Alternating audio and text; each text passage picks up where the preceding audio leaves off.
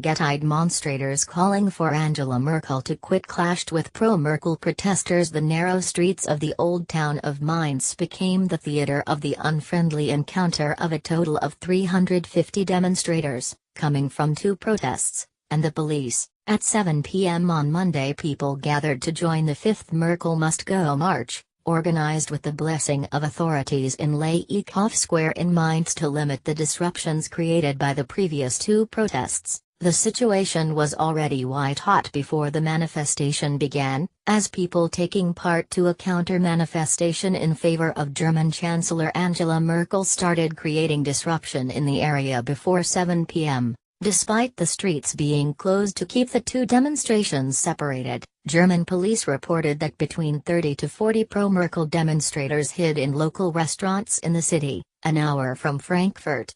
The whole thing has developed its own momentum, which we could not expect. In this context, Chief Police Inspector Heiko Arn said, "Of course we noticed that, looked at the situation carefully and considered it. The officers decided to build provisional barrier within the barrier already existing to prevent more clashes to happen, but the situation escalated even more when the two groups of demonstrators clashed, shortly before 8 p.m., following the end of the Merkel Must Go protest. Up to 30 counter-demonstrators blocked the square's exit, preventing people from leaving the area."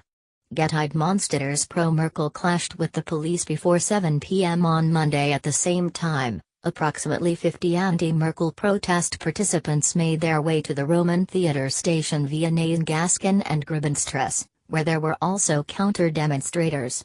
Mr. Arndt said, "The whole thing has developed its own momentum, which we could not expect in this context.